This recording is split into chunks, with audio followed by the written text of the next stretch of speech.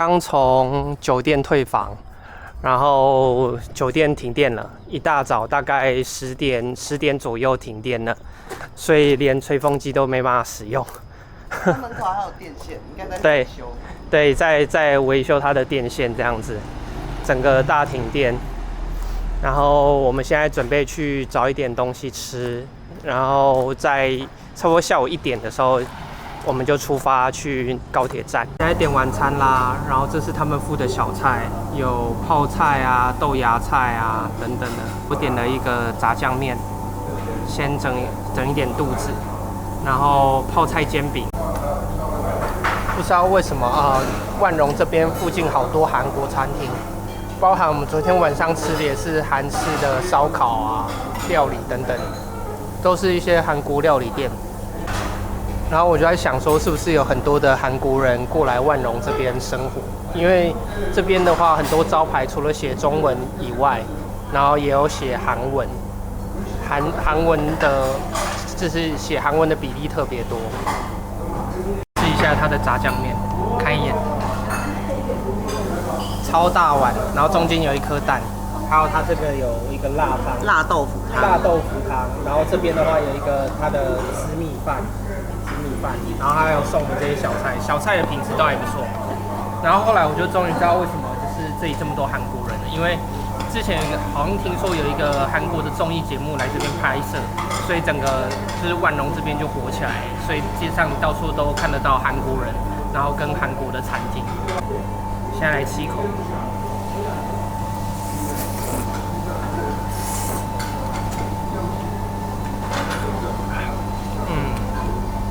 甜甜的，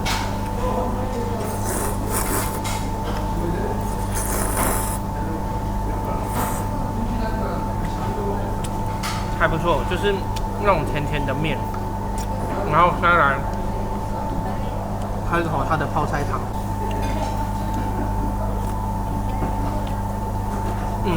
它的泡菜汤不是属于辣的那种，是那种很香浓。然后你感觉到它的泡菜店话 ，Hello, thank you, yes, here。然后我们的泡菜煎饼也来了，泡菜汤蛮好喝的，然后可能它的辣度有调过，所以它不会那么浓。泡菜煎饼很漂亮。对，泡菜煎饼看一下，漂亮。然后现在就试一下泡菜煎饼。蛮大块的，这么大块，看一下，超大块，然后里面它的泡菜这么大一个，对，泡菜蛮浓郁的，然后熏一下它这个酱，原味就蛮好吃的。然后蛮脆的，不错。他们应该没吃到豆腐，它豆腐汤豆腐很嫩，好滑好嫩，好吃，还不错。他们这家的品质都还不错，泡菜汤啊、炸酱面跟泡菜煎饼，我们点3个，然后都还不错。然后包含它的小菜，味道也都是品质之上，然后它的小菜也可以续。他们这家店叫那个 Koki， 不知道你们看不看得到？等一下哦，这边，对，然后这是他们的用餐环境，他们这边装潢都蛮漂亮的，蛮舒服的，因为附近早上开的店其实蛮少，然后刚好就是看到这间有开，我就在赶车之前来这边吃个早餐。现在我们刚离开饭店，然后韩国餐馆，现在准备回酒店，跟酒店大台预约了一台下午1点的突突车，现在正赶着过去，我们要赶到那个万荣高铁站，结束在万荣的行程。然后现在我们的计程车到了，准备赶到万荣。好，现在准备赶去万荣高铁站。See you next time, brother. Bye. Okay, thank you. you。然后现在饭店小哥啊，就是我请饭店小哥帮我们打车到万荣火车站，我们预约1点啊。然后车资的话是10万吉普，比我们昨天的还便宜3万。我是觉得算是一个比较合理的价格。那个饭店小哥人还蛮老实的，对啊，所以就是找他租摩托车，或者是请他帮我叫车，其实都还蛮安心的。所以说真的，其实出来旅游主要是要找对人啊，要找到比较老实的人，因为有些人他就是很会，就是看你是观光客啊，盘你啊，坐地起价等等的。懂了，再看万荣最后一眼。正准备要前往高铁站去赶高铁了。万荣的近景还是非常的壮观啊！现在到了万象啦，它的那个高铁站1个小时左右的车程，都在1个小时。对，然后它的高铁站也蛮大的，看一下，这边的人黑压压的一片。我们这个高铁这一班车的终点站就在万象，所以这里的人其实超多的。我们现在来到了辽国的首都万象永贞，这里你看，全是游览车，然后自小客，然后这边从那个检票口出来，全部都是黑压压的人，黑漆漆一片的。这里就是开始有一点有首都的感觉，然后他们的每一站的高铁站都做得非常的气派，很壮观，超级大的。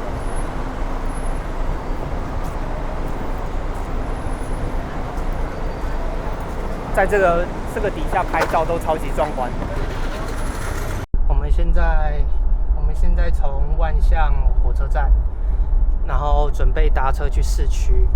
大概是13分钟的路程，然后但是它的费用还蛮贵的，就是20万吉普，相当于台币200多块300。不知道为什么他们从火车站打车去市区这一段的费用还蛮贵的，好像我刚看有含那个他们就是去火车站那里停靠处那里也要付一个停车费。就是万象永贞是辽国的首都，然后也被游客评为就是亚洲最无聊的首都，然后我打算来这边看一下他们到底是怎么样。我现在坐的是硬皮卡，来辽国的第一辆硬皮卡，然后打算去看一下他们首都的情况到底是怎么样，刷新一波认知。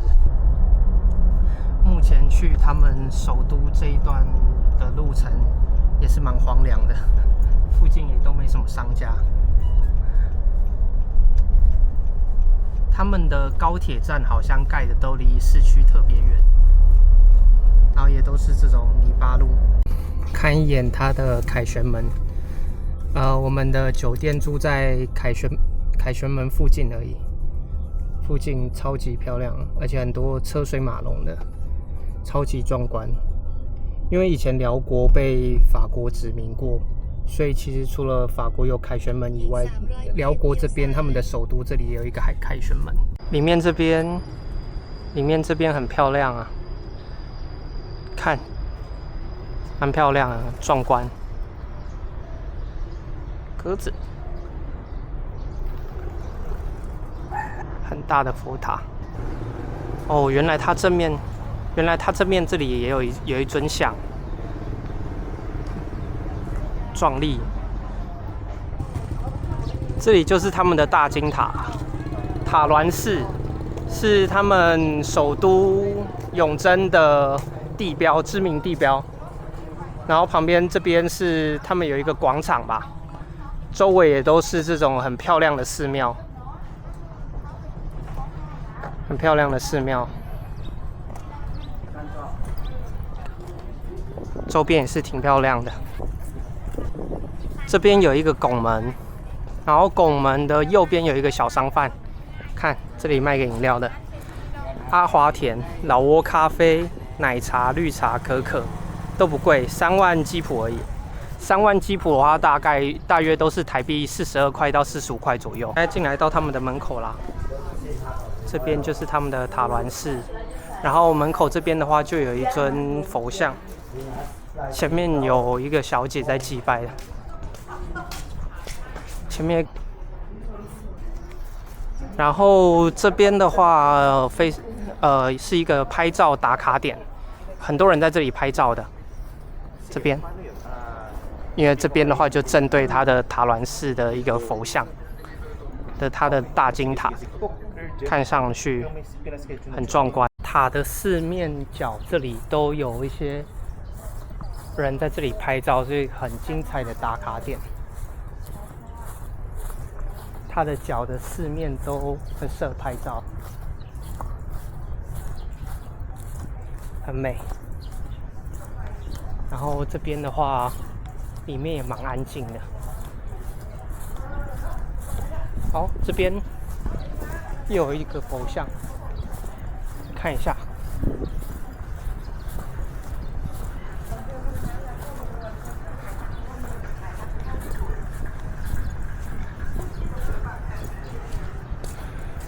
这里就有一个人在这边祭拜，这边就有人在那边祭拜。然后因为现在5点了，现在5点，他们的塔峦寺这边也是负责就是打烊，他们也要准备要打烊，所以很多人在这里收东西啊、收贡品什么的。然后他们塔峦寺这里的走廊内有很多像这样子，像这样的画作。像这种画作，可能在讲述当初他们辽国的一些文化跟历史吧。好，这个是塔峦寺的画，画的蛮好的，就有一座拱门啊，然后塔峦寺一些空照图。这边有很多很特别的画作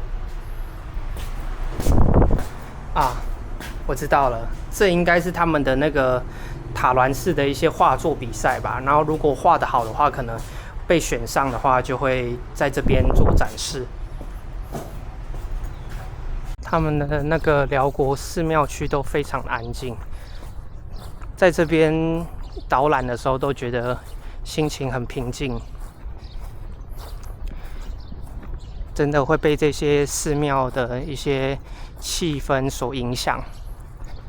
那我觉得这是一个好的影响，就是平常在都市中忙碌的生活，然后在这个寺庙这边得到一些慰藉吧，就是内心上的平静。我觉得这是最棒的，宗教带给人们最棒的一个回馈。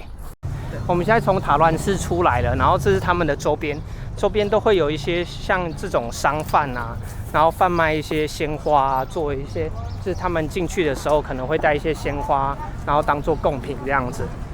然后对，然后这边的话是他们的一些一样是手工服饰，这边又卖一些手工服饰。然后这里呢又有一座寺庙，这里有一座寺庙，然后他们好像在那边也是在那边祭拜，超级虔诚的。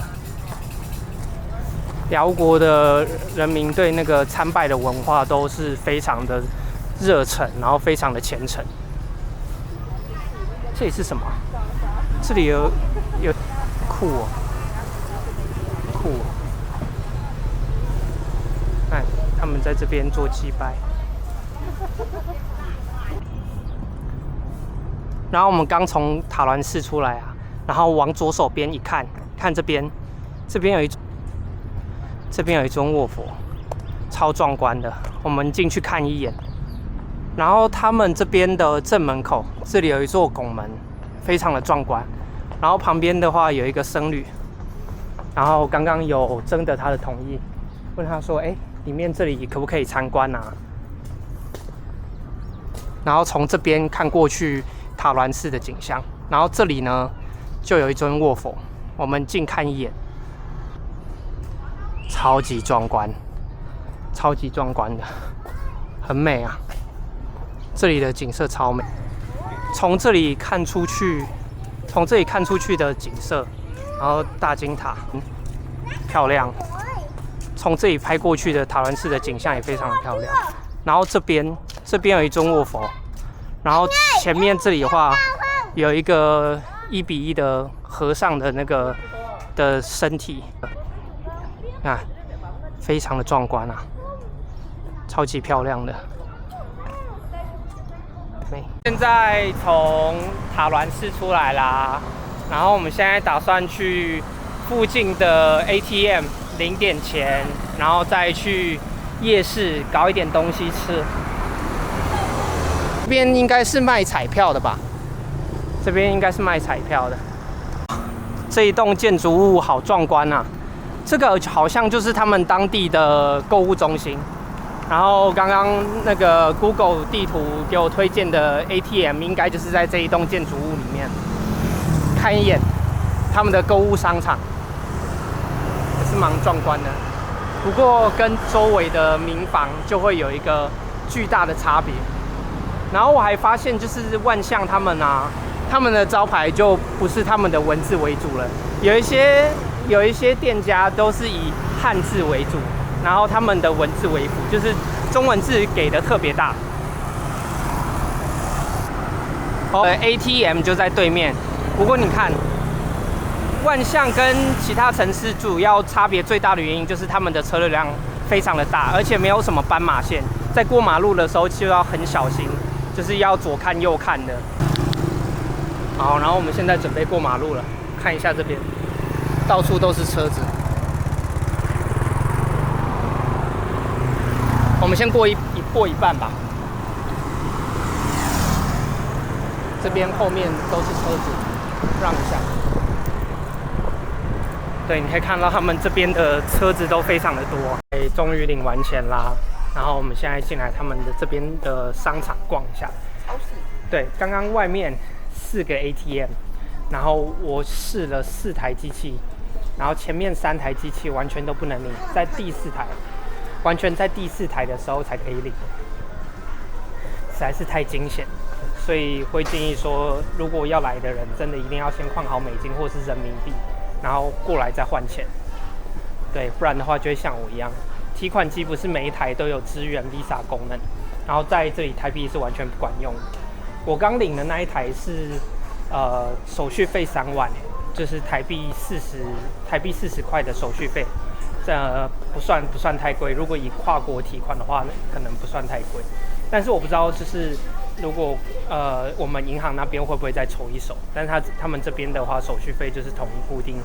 在龙坡邦跟万荣的时候，它手续费啊，我在龙坡邦领的时候都是4万，然后这边的话都是3万，3万的话就是差不多40块左右。商场还有卖粽子，端午节我们在辽国，然后都还没有吃到粽子。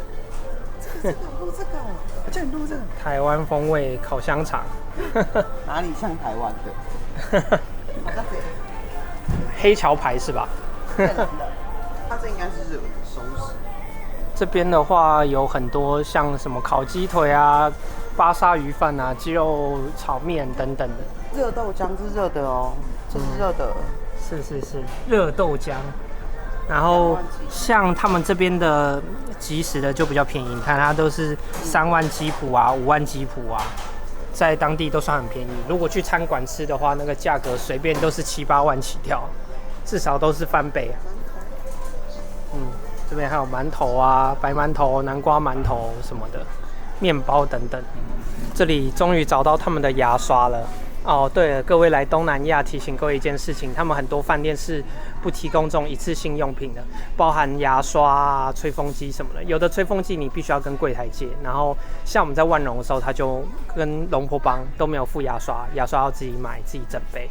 然后洗发精跟沐浴乳，它就是在万荣的时候就是给你一小包这样子，然后在龙坡邦也是洗发精、沐浴乳都没有，我是用自己带来的，他们只有简单的肥皂而已。然后我们看一下它的牙刷的话，一支差不多3万5鸡脯，3万5、7万6、5万1、1万3。哦，他们还有便宜跟贵的啦。3万5的话就是差不多台币40几块，7000块哦，那这个就很便宜啦。对啊，那我们如果是买牙刷的话，我们就买一般的就好了。对啊，可以买这个7000块的，蛮便宜的。反正就是这种感觉，就是一次性的嘛。好气死。对啊。7000块鸡脯的话，大约就是台币11块左右而已，那算很便宜的牙刷了，还 OK。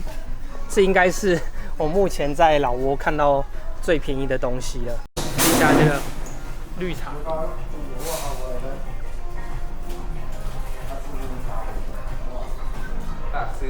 有甜，就是光泉茉莉茶园的味道。到了他们当地的夜市啦，然后前面这边的话是湄公河，很多人在这里放很嗨的东南亚歌啊，超级东南亚。然后看一眼，金光闪闪的，金光闪闪。然后这边有碰碰车，然后放着很嗨的歌啊，超级东南亚，哈哈，来给小孩玩的。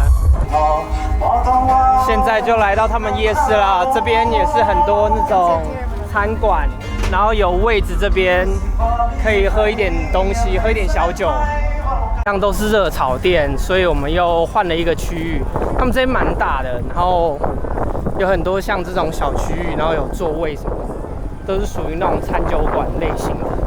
那我们下来这里看一下，这个好像是餐厅哎，这个感觉就是一家餐厅啊。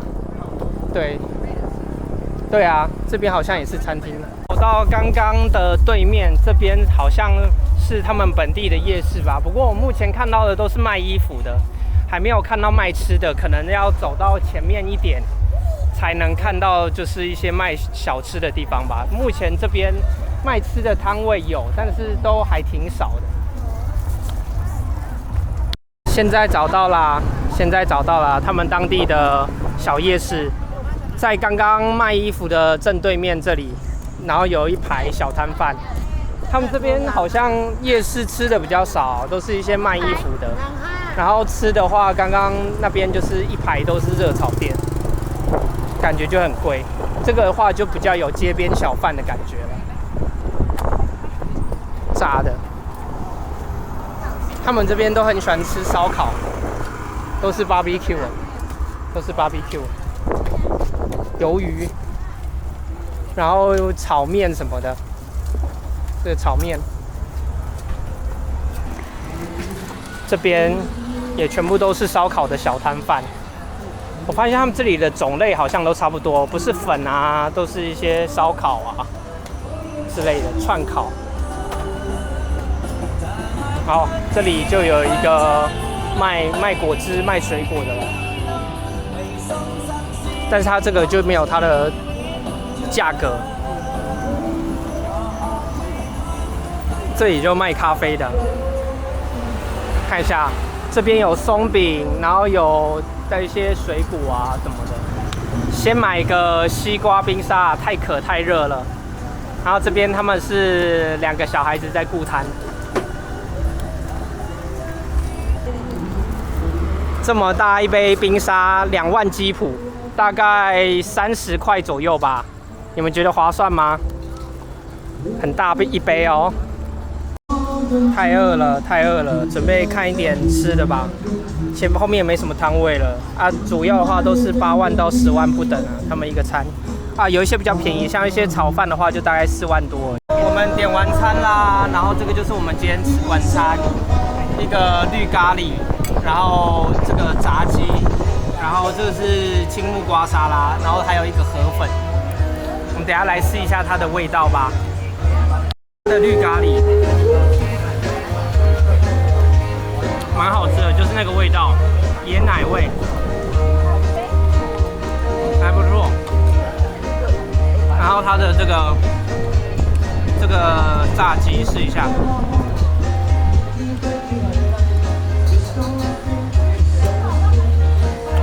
蛮咸的，就是辣而已。很辣，这个也蛮辣的。这个还好。超辣，我觉得很好吃。好辣。这个沙拉比较好吃一点，蛮好吃的。在吃完饭啦，然后我们现在准备去三江市场，中国城那边，听说有8万名中国人在那边生活，是最热闹、最繁华的地方，在万象，但同时也是最龙蛇混杂的地方。那我们就去看一下里面的情况究竟是怎么样。